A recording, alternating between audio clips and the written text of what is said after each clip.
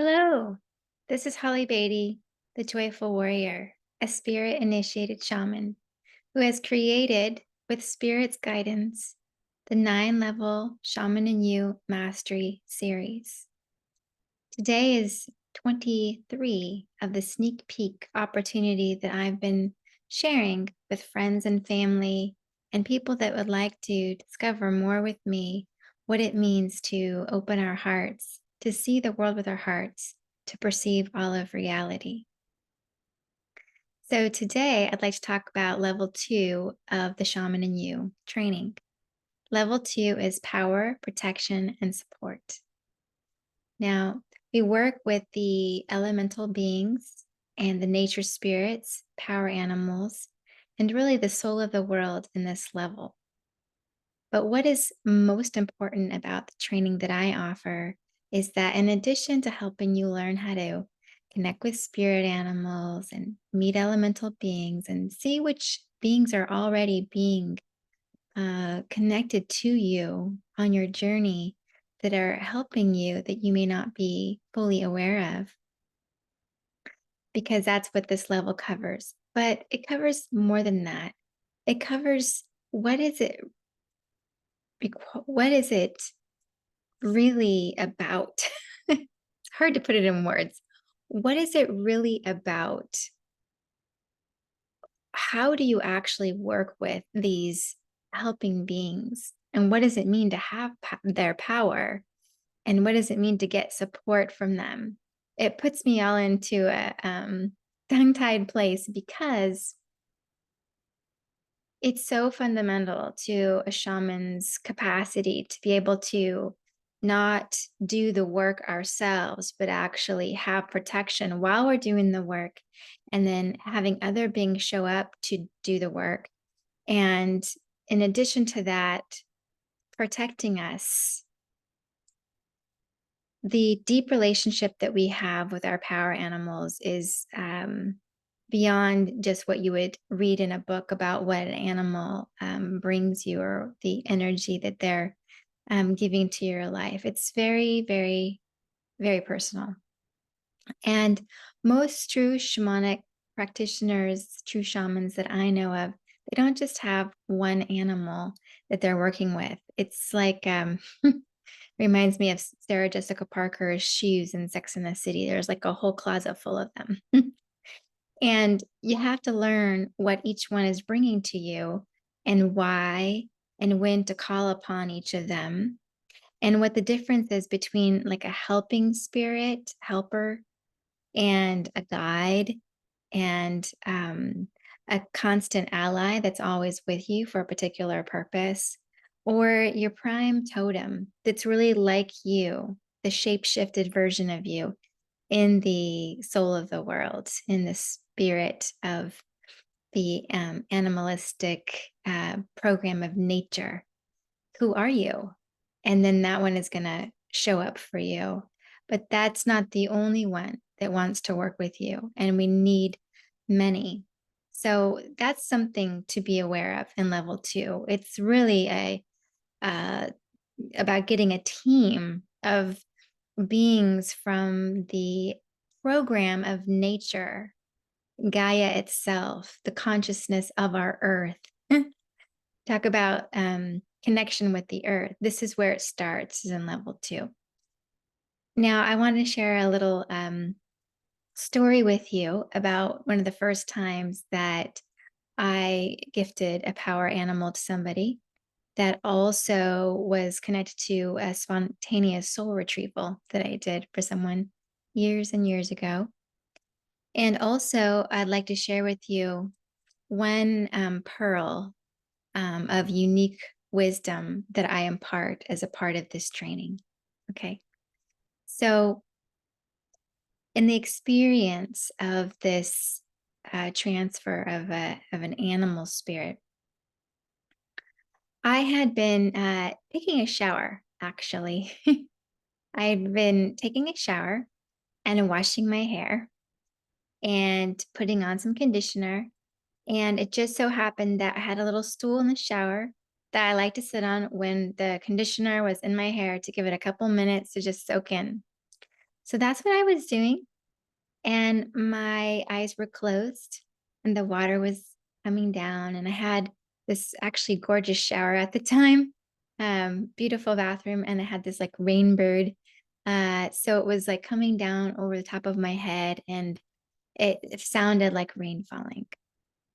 So it's in this, uh, spontaneous meditation moment, and right away, in my mind's eye, I found myself in my own sacred garden, the field of my heart, outside the little tea hut that I've mentioned before.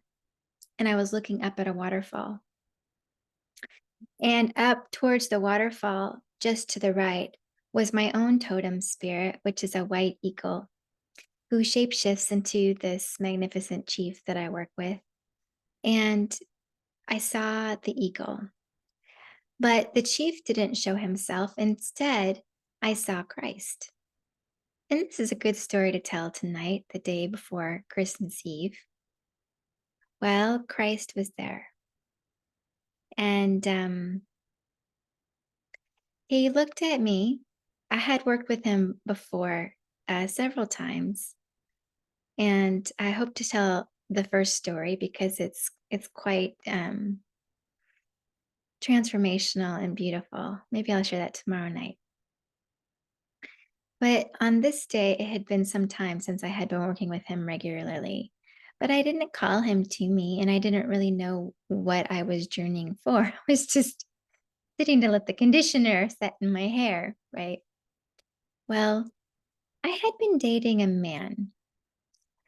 The only time that I ever put myself on a dating app match. So many years ago, I was 33. It was just about a year after my divorce. The one and only time. And I had met this man. Now, this man, he was really nice. He was just really, really nice guy. And he was quite a bit younger than me. I think he was about 26 and I was 33. And, it was kind of a fun dating experience, but it wasn't something that I was taking too seriously. Really, just one of the first times I dated, since being single. And we had not really spoken for a little while because it wasn't a serious sort of thing. But I saw him. I saw his heart. And I saw his heart kind of uh, hurting. I felt his heart hurting. We had hung out long enough to, connect, but I didn't really know him that well, or I hadn't really perceived that he had a hurt heart. He seemed more fun and outdoorsy and outgoing. Well,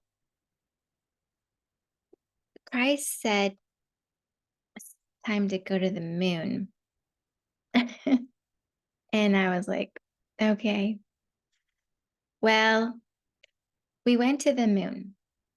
Now, the moon is someplace that you go when you're doing soul retrieval and you're looking for people. But I didn't really know that.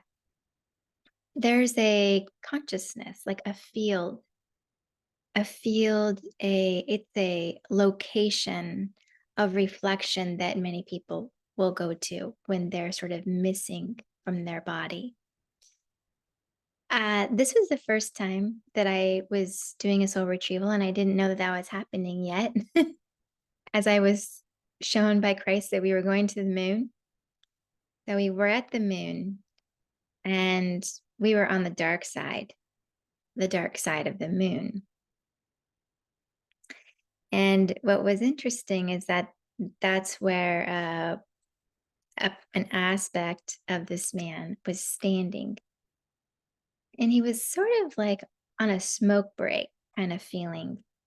He wasn't smoking, but he was standing with his foot sort of on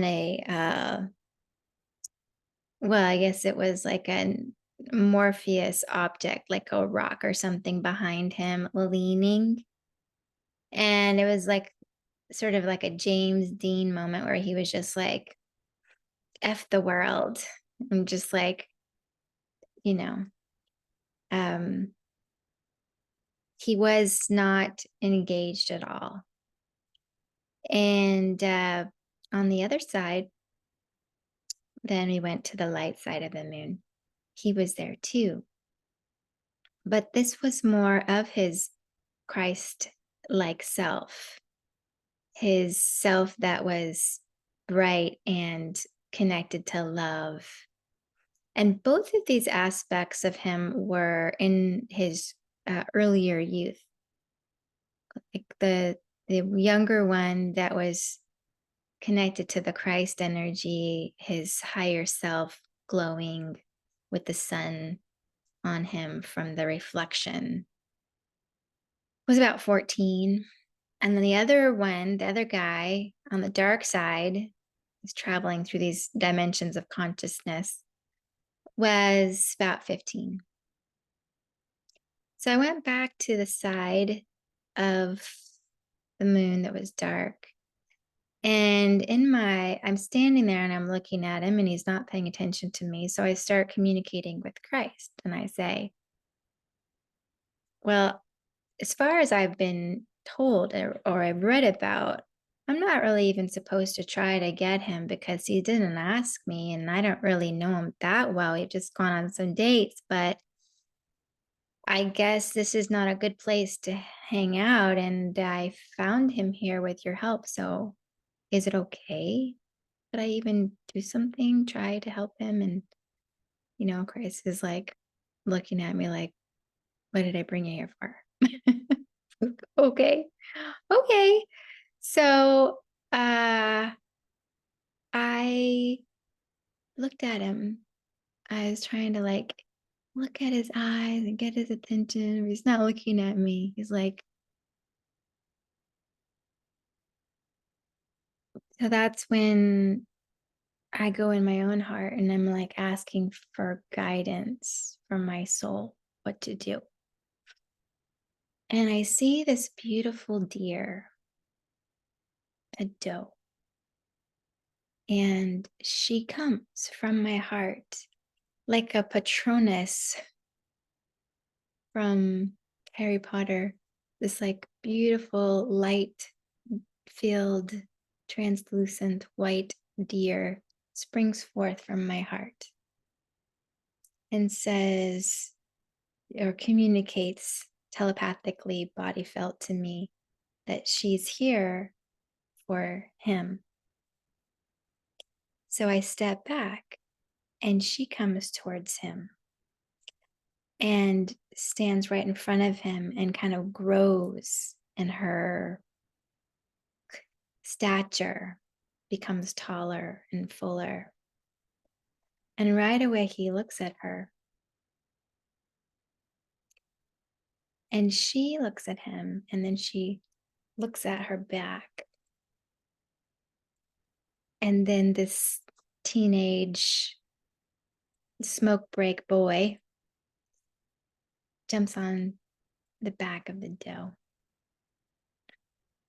and he touches her and he kind of leans on her like he's been really tired, but now she's there and he feels relieved. Yeah. So I'm sort of in awe of the beautiful experience that they're having. So I think about then the other boy, and sure enough, the doe, she starts moving, walking, gliding in the field of light towards the other part of his consciousness on the light side of the moon. And I follow. And the Christ aspect of him is already waiting and looking as if he's anticipating the doe and the other aspect of him coming. And then he looks at me and he says, "Thank you, Holly. I needed someone to help bring me from that place. And thank you for um, you know, listening to your heart for what I needed most. And of course, it wasn't me that said what he needed. He'd already had some sort of a connection with deer, but he also got on the deer's back. And of course, they were both boys, so they weren't that heavy. And the deer was a light field, regal, beautiful doe. And then I was shown that they were all three of them going to come into my heart, into the flower inside of my heart, into my own soul, the place where souls can come when a shaman is working to transfer someone. So they did, they all came into my heart. And then in my own house in the shower, I opened my eyes and I was like, okay, thank you. Thank you, Christ. This is really an interesting experience. I'm not quite sure what I'm going to do here. Uh, but what ends up happening is I get the conditioner out of my hair and go to bed that night. And a few days later, I actually do a shamanic journey myself, and I go into my own garden and I ask Christ to come and I talk to Christ about, well, I don't really know what to do with this. I can feel his consciousness in my heart and the deer, and they want to go to him, but I'm not sure how to transfer this to him. So I was shown to get some leaves and wrap them around a crystal, and then to blow the aspects of him into the crystal and make sure the leaves were safely sort of around it. And then I was instructed to get a picture of a deer. And I got all of those things. And then I got a little pretty little, I don't know, like a little zippered pouch to put them in. And then I called him and I said, hey, I know we haven't talked for a little while. I really liked the last date we went on. um, I was just wondering if you were free. And he's like, okay, well, where would you like to meet? And I was like, how about someplace in nature? Like, like a park or something. So we ended up meeting a few days later at a park that had a child's swing set and playthings in it. And so our date started with just being on the swings and talking. And then I said, well, I really have a reason why I reached out to you. And this might sound crazy, but I really didn't have just like a normal date in mind, but I was wanting to give you something. And he was like, okay. uh, nice guy, but kind of a practical, uh, boots on the ground sort of guy, a runner, very physical, not necessarily like in the yoga world or chanting kirtan or anything. So he's like, okay. So then I told him the story that I just told you.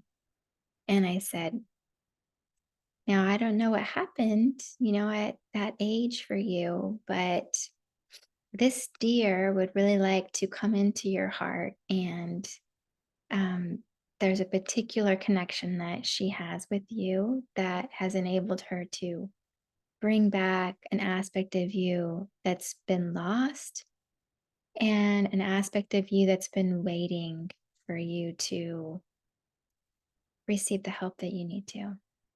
And I guess I just happened to be an open channel. So, he started to tear up a little bit.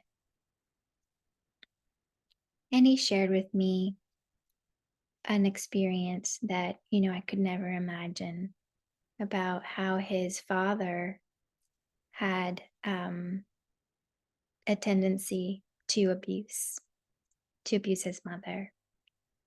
And when it happened when he was younger than 15, there was nothing he could really do. But at that age, the age that needed to go have a smoke break, at that age, he had gotten taller and bigger. He was pretty tall, like 6'2". And so this had happened kind of after a growth spurt where he was strong. And one experience where he felt like he needed to protect his mother, and he had this now stronger body. Well, he punched his father. He protected his mother, and he did so in a physical way. And as I understand it, his father really like kind of crumpled under his strength. And there had been an estranged uh, experience that he had with his father, who had since passed away since that time. And it was very interesting because this is what's so amazing about this kind of work is that it's so externally validating when you just go with it and you listen and you offer yourself as this vessel of transference. So he was and he is a man who is very much in nature most of the time. And so the deer was often his friend, in real life. And it was something that his soul recognized on a vibrational level as a consciousness that he could trust and really hold on to. So I told him, when you're ready, I was told by Christ that what you need to do is clap 3 times and inhale the essence that's in the crystal that's waiting for you, and it will transfer to you. So that was our date that night. And we're still friends, but we didn't really date much after that. Sometimes, the shaman in me has been a little too far out there. That's okay. Uh, he did share with me years later that that was a very pivotal moment for him in his life, and that he actually took the timing of requesting that the deer and the self that had been lost coming back. Well, he had to work up to it a bit to be open in his heart to receive that. So he had a healing journey. So that is a story that can give you a little bit of insight into the power of just even working with one animal guide. And it's not just the guides that we have consistently. Like in that moment, it wasn't the eagle that was doing something, except, of course, for reassuring me and being my guide in being giving me company. Christ often shows up for me as a dove, and sometimes actually as a deer too. Yeah. And mostly as light. So one thing that I teach as a part of this level 2, is the idea Who needs you? How easy is it for you to feel needed? And how easy is it for you to feel like you need someone else, something else? What I have discovered is that most people have a block to having a really strong connection with power animals in general, so that it always stays kind of at a surface level, because there's something within us that doesn't want to need anything, doesn't want to need any help. And that something is something that has been educated into us, like a program that says we're supposed to be independent. And if we need help, then we're somehow weak and not as strong as we should be. And that actually extends to the other side of the veil, where when there are animals and elements and angels that want to be of service, they are not always able to be of service or as in a deep relationship with us as they could be, because we don't want to feel like we need anything or need anyone. So there's a lot of work around that in level 2 to help unblock that feeling authentically. You could just say it, but it takes a little bit of work to really unblock it. And also to understand what it takes and requires in terms of time in to develop these relationships with these beings, so that we have a relationship that is like a true friendship. And we're not only calling upon animals when we need something, that we are open always to the animals, to the nature program, the program of nature that's communicating to us, because we are also part of the program of nature. Our true nature of our body is an expression of it. So we already know its language. And level 2 is about this. So I hope you've enjoyed listening to this story, and that you are enjoying following this circuitous path, where I'm just dropping a little breadcrumbs if you'd like to follow me. So until next time, this is Holly Beatty, the Joyful Warrior. Thank you so much for joining me.